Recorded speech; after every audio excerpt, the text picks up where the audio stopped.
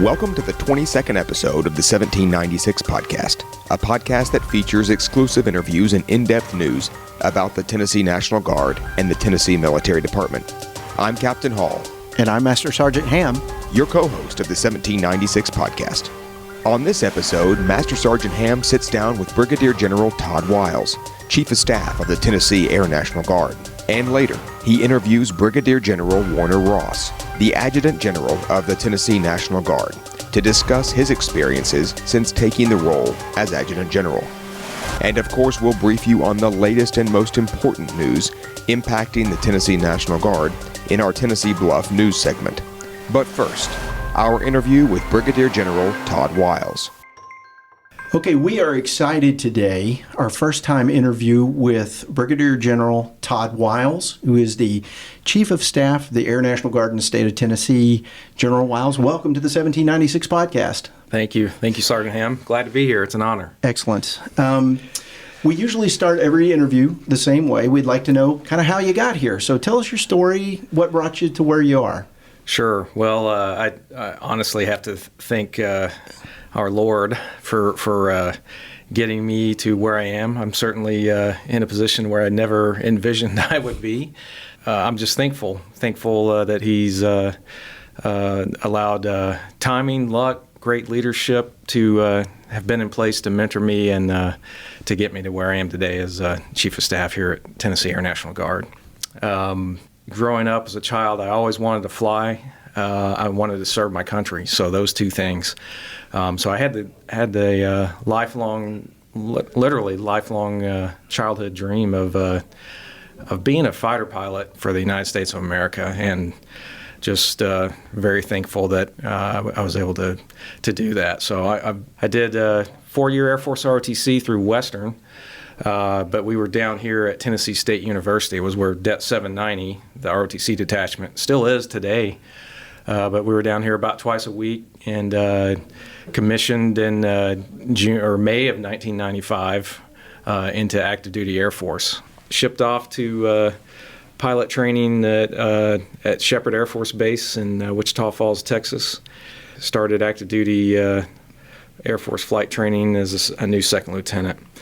Leaving Shepherd, I was fortunate enough to get an F-16 out of pilot training, but then go to my first ops squadron, which was Cannon Air Force Base. Back then was F-16 only.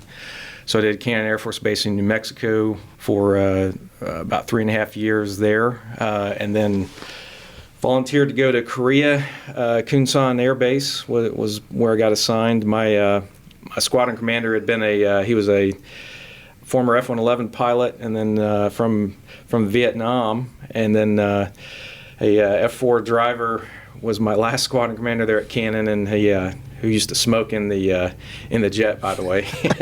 But he said every real fighter pilot goes to Korea. So I volunteered for Kunsan, Korea, and went off on that 1-year remote tour to Kunsan Air Base, Korea.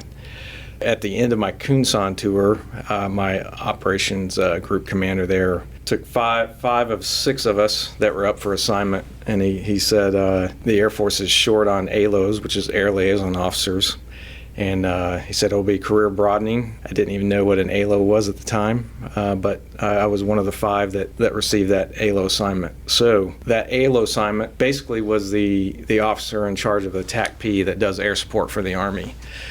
At the time, I was not excited about that job, but looking back after what I went through with the Army and ended up going to OIF 1 on the ground with the Army doing air support, it was probably the most formational and most influential assignment that I had that would affect my career later.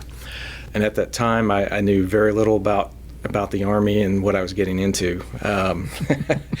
That initial assignment, I showed up at Fort Stewart as a wet behind the ears young Air Force captain, had only flown fighters, and were my eyes about to be open. So I got thrust into the 3rd Infantry Division Army leadership level, which for me, having just coming out of fighter squadrons only, was a maturity and a leadership, just a big jump for me. And but I look back and I think about what a great assignment that turned into. As I was about 6 months into that assignment there in Savannah, Georgia, I was on the range at Fort Drum doing my TAC air control qualification checkout the morning of 9/11.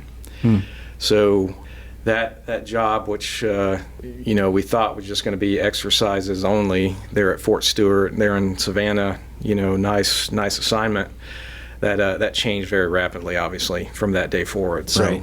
Fast forward, that we end up the whole 3rd ID mobilized.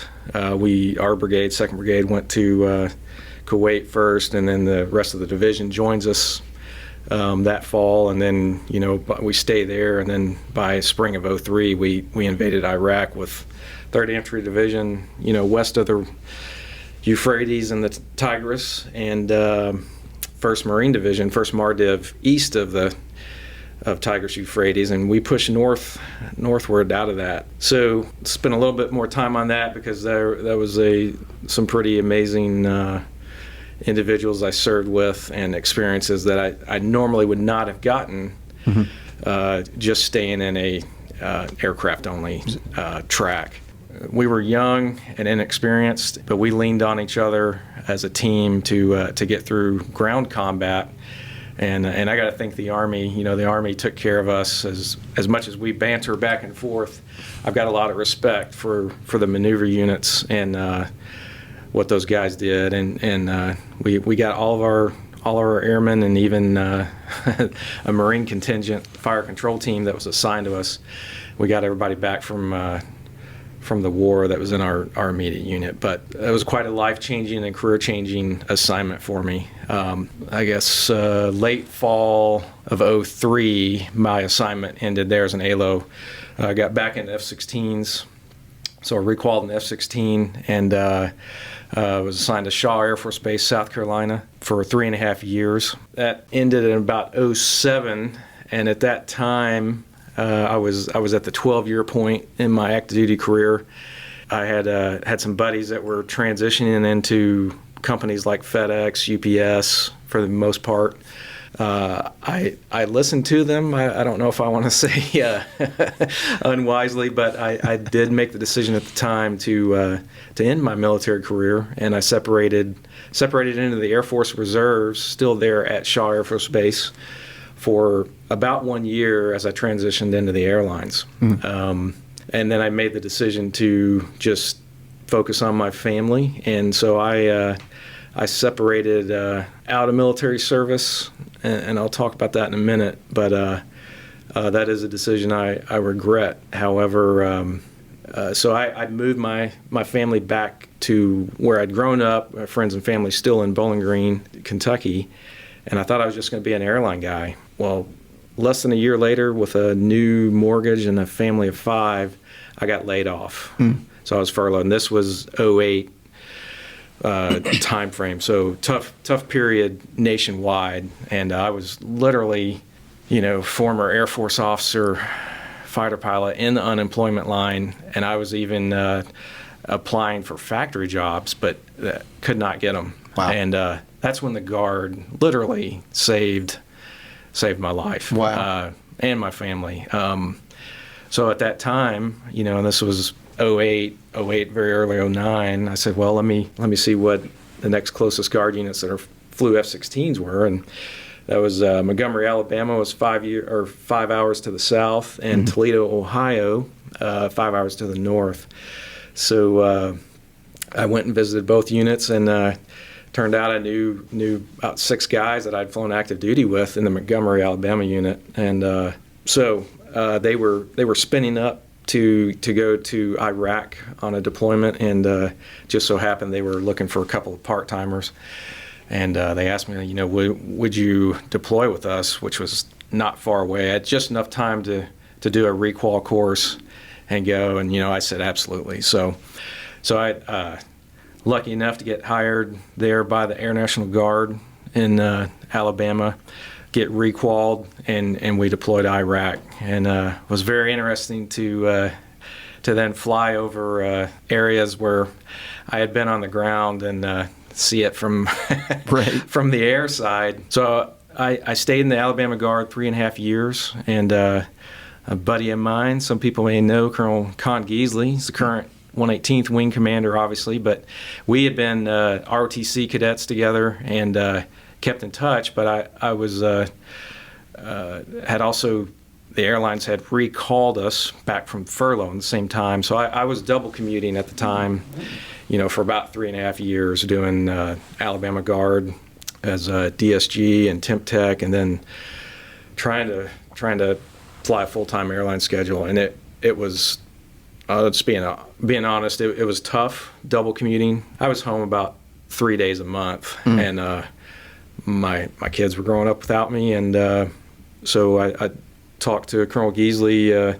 He was telling me about the new mission change at the 118th to MQ-9s, and I was very interested, and more interested to get closer to home. So thanks to a lot of folks, and again, thanks to God for timing and opening doors, and when I was able to get hired on at the 118th Wing as an MQ-9 pilot. So that was 2012. They were looking for combat experience, to stand up an MQ-9 weapons shop. I wasn't a weapons school graduate from the Air Force, but I said I've been in ground combat, and I've dropped some weapons from the air side, and I can definitely try my best to help stand up this new mission, the MQ-9, and it just worked out. I was able to work into squadron leadership, and then become the deputy, and then the OG commander at the 118th, and Colonel Glass gave me the opportunity to become the wing commander at the 118th, and on into the chief of staff role here at the state. I say all of that, but I have the lowest ranking airmen in every squadron I was in to thank, because they made it happen. But it's just been an incredible team, and God's grace that I was able to get the position I am today. But I learned the value of trusting your airmen. I learned the value of trust your enlisted force, because they will save the day, and they've got your back, and if you take care of them, they will take care of you. And that's a cliche, but it's 100% true. Absolutely. So sorry for being long-winded there. No, that's okay. We want to know the story, and I think a lot of that story ties in with what we're talking about. We're coming to the end of the year, and we take time at the end of the year to reflect and think about things we've accomplished, things we want to accomplish moving forward. But when you think about the people you served with and reflect on that, can you speak to that a little bit? Yeah. Wow. First, we would not have our free country without veterans. The parts of the world that are free would not be free without American veterans. I travel weekly with my full-time airline job on the civilian side now overseas, nearly weekly, and I can tell you that you can see what America has done on a world stage. You can also hear and sense the fear of people from other countries when they think America may be withdrawing from an area, or maybe their presence that had been there is now no longer there. They're scared to death, and they know the freedoms and the strength and the protection that America has provided. We would not have freedom of religion. We would not have freedom to select the jobs we want to serve in. We would not have the American way of life that we've all enjoyed during our lives if it weren't for U.S. veterans. Excellent. Okay, so we like to end every podcast or every interview on the podcast with the one question, and that is, if you could give one piece of leadership advice to those listening, what would it be? I listened to it's actually his story recently. Medal of Honor winner Sammy Lee Davis. He said, "You don't lose until you quit trying." He fought by himself. His FOB was overrun in Vietnam, 1968. He was an artilleryman. He was gravely wounded many times, and he kept a an NVA battalion, Viet Cong battalion size element at bay single-handedly. He manned his artillery piece and then small arms throughout the night, carried many to safety. But hearing his humbleness as a humble hero that he is, that stuck with me.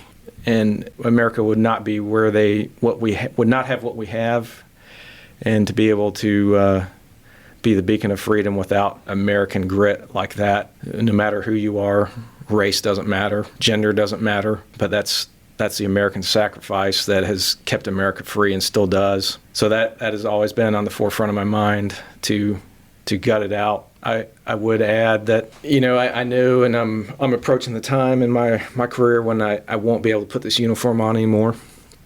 I would ask all of us to appreciate the privilege that it is every day.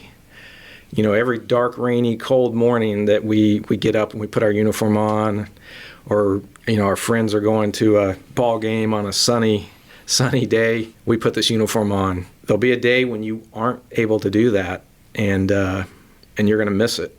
That day, when I thought I was done with my military service, and around 2007, immediately I had a hollowness, and I missed the brotherhood of men and women that I'd served with, and the camaraderie, and we will all miss that one day. So I would say don't take your military service, don't take that opportunity for granted, because it's an honor. Sir, thank you so much. General Todd Wiles with us today. We're so thankful for your time. Thanks very, very much for this opportunity. It's an honor. Thanks for inviting me. Absolutely, sir. Thank you.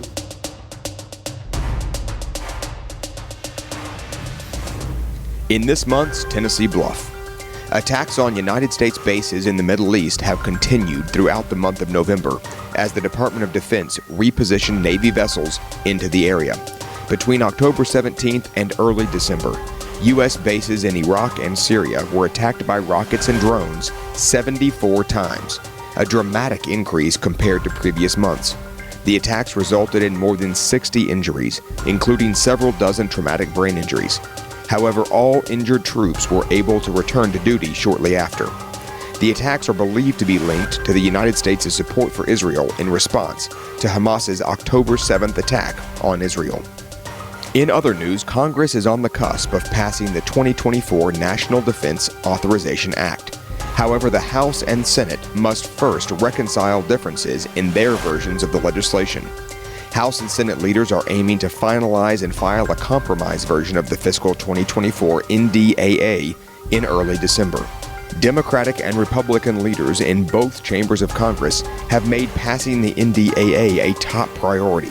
Several key National Guard provisions are on the table for this year's bill, including zero-cost dental care for drilling guardsmen and reservists, a limitation on the termination of fighter squadrons, the establishment of the Space Guard, and parental leave parity with active duty troops.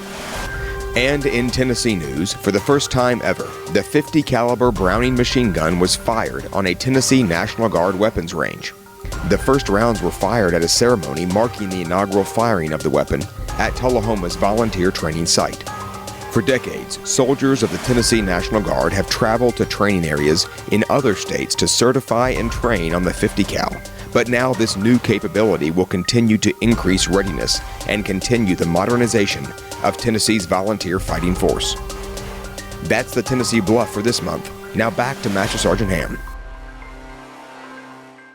Okay, we are honored today to be joined by Brigadier General Warner Ross, the Adjutant General of the state of Tennessee. And welcome, sir. So happy to have you again on the 1796 podcast. Yeah, great to be here. Great to be able to serve in this position and see all the wonderful things that our airmen and soldiers do across the state and across the world, for that matter. So you took this job. You've been doing the work since January 21st of this year, 23. What are your takeaways since you've been in the role as the Adjutant General? Well, I'm privileged in this role just to get to really, from my position, to get to see all the wonderful things that are going on with our soldiers and airmen across the world. We've had several missions that we've been on this year, several more, are on the books to go, but we've been at the southwest border. We have, upwards of 700 troops deployed right now. We've done a dense urban terrain exercise here in Nashville. We continue to do the rescue missions out in the east, and it just reaffirms what I already knew about the work that we do. I just get to see it at a larger scale now and very much up close and personal. So, it's a privilege, it's an honor to get to work alongside these soldiers and airmen and see all the great work that they do. So, absolutely. All right. So before you were in this role, you were what we call M-Day, or a traditional guardsman. Yes. For 32 years, roughly. Yeah. How is being here every day, putting on the uniform every day, how is that different Well, than before? I certainly have much more appreciation for what Joint Force Headquarters does or attempts to do every day. Maybe as an M-Day soldier, I didn't get to see how the sausage was made. Maybe as an operational soldier out in the field, there were some things probably that I took for granted that a lot of people are working hard to do every day. But I also have an appreciation, I certainly have an appreciation for that work that goes on behind the scenes, whether it's policy, budget. Some of the things that when you sign up to be a soldier, you don't sign up to get into, policy, budget, those type things, but those are important, and they are what lays the foundation to allow us to help our soldiers get their education with the Strong Act, to keep our fleets maintained, our equipment maintained, our facilities upgraded. All of that administrative work that goes on kind of lays a foundation for the operational units, the tactical units out in the field to do what they do at the level that they do. Now, having said that, again, reiterating just how proud I am of all of our troops, and we have this motto of ready now, and we certainly are, and that goes to the M-Day soldier. A large 90% of that goes to that M-Day soldier that lays down the plow and picks up the weapon and goes and does the missions that we give them. So I get to see how it all blends together and have a great appreciation for both the M-Day, which is 90% of our force, and also the full-time force that's doing all the behind-the-scenes work to make this a successful Tennessee National Guard. Excellent. Okay, sir, as 2023 comes to a close, a lot of us like to take stock of our lives, take stock of what we've been able to accomplish over the past couple of years, and how to move forward in the future. I like to think of my family, like both my grandfathers served in World War II, so that's really kind of shaped me and how I do things. Could you share a time or a story about what has shaped you to get you to where you are today? Yeah, most of us have some type of family connection. Those of us that are serving have some type of family connection. A grandfather, a father, an aunt, a brother, somebody that served in the military.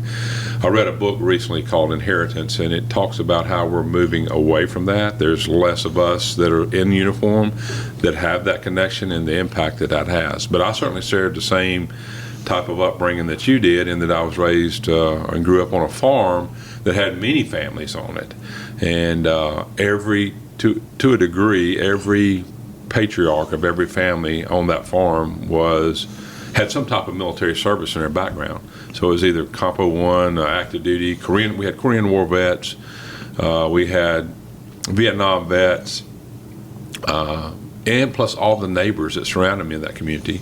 So there was an expectation there of service, and so when I completed my studies in college and went back to the farm, I was welcomed by all those families with open arms, but the question was, when are you going to serve? When are you going to do Right. your part? So that's one story, and that's what influenced me. And I had mechanics, I had wheel vehicle mechanics, infantrymen, all these different MOSs that were there that helped influence me. And I tried my best to uphold what they expected of me. And I hope that I have. The other thing that influenced me was at my church, and I'll talk about this coming week at some events that we'll have here.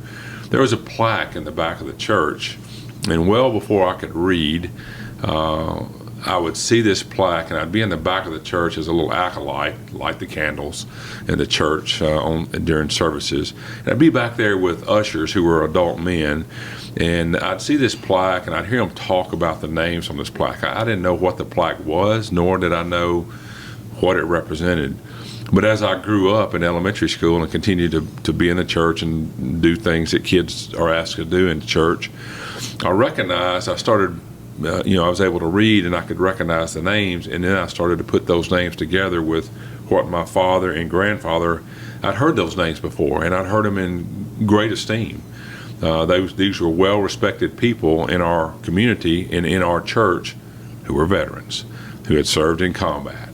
And so, to hear my grandfather and father and other people that I looked up to talk about these men and hold them in such high esteem, that certainly influenced me to be like those guys.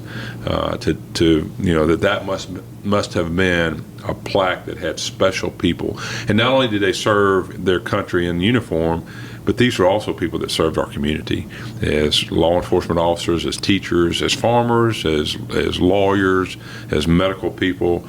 It ran the plethora of occupations, but the point here is they served in uniform, but they also served their community. And so I've tried, that has influenced me, and I've tried to uphold that through my work in the public schools and just being a guardsman over the years and answering the call to duty. Excellent. Okay. Most leaders are readers. What have you read recently, or what are you reading right now that you would recommend? Well, I've read a couple. One I mentioned here is called The Inheritance. Carlin, I think Mara Carlin, who's actually an undersecretary, I think, in the Undersecretary of Defense. And that book talks about exactly what we said at the opening of the podcast, which is that loss of connection between those of us that serve, having a military person in our family somewhere. I would encourage all of our folks to read that one. That's a pretty serious book, and it talks about what 20 years of combat, 20 plus years of combat has done. And again, it's called The Inheritance. The next one that I want to talk to you about is not necessarily a theological book or a deep read, but it's called Smokey the Brave. And I was given this book in Knoxville by one of our soldiers, and it's about a little Yorkie dog that became a mascot for a unit over in World War II, I think it is. And the connection there is I have a Yorkie, a 3-pound Yorkie. This soldier also has a Yorkie, and he had seen me with my Yorkie at an event up in East Tennessee. It wasn't planned to have the Yorkie at the event, but we were checking out of a hotel, and I had a speaking engagement to go do, and I didn't have anywhere I could leave the dog. And so the dog went to the speaking engagement with me. And he brought that book to me last week to read, and I've just started it. So it's called Smokey the Brave. And I guess it ends up being back in World War II, and it's probably what the therapy dogs are today. That go around to the units, and certainly my Yorkie is a therapy dog for me. That's so awesome. Smokey the Brave. Very cool. Yeah. Very cool. Okay, so what message do you have for the troops? I'm just going to give you the mic for a few minutes and talk directly to the troops in the state of Tennessee. Yeah, I'm always, first I'm blessed and privileged, my wife and I both, to get to do the job that we're doing. I'm humbled by it every day as I see our great soldiers and airmen, male, female, step forward and do incredibly difficult jobs, all for the service of the citizens of Tennessee and for this nation. So I really can't verbally express how humbling that is and how grateful I am just to wear the uniform that our folks wear every day. I'm at the point in my career where I know it's not much longer left for me. And I really put a lot of thought into how I'm going to handle that. But I'll always be proud of the service that I've done and to stand alongside several heroes. I'm not a hero. I don't see myself in that light, but over 34 years of military service, I've certainly been in the presence of many, many heroes that go unsung and not mentioned. So thank you to everyone out there for what you do. God bless your families. God bless the service that you give to the state of Tennessee and the Tennessee National Guard. And I wish you nothing but more success and the best of luck. General Warner Ross, thank you for your time today on the 1796 podcast. We so appreciate having you on with us. My pleasure. Thank you.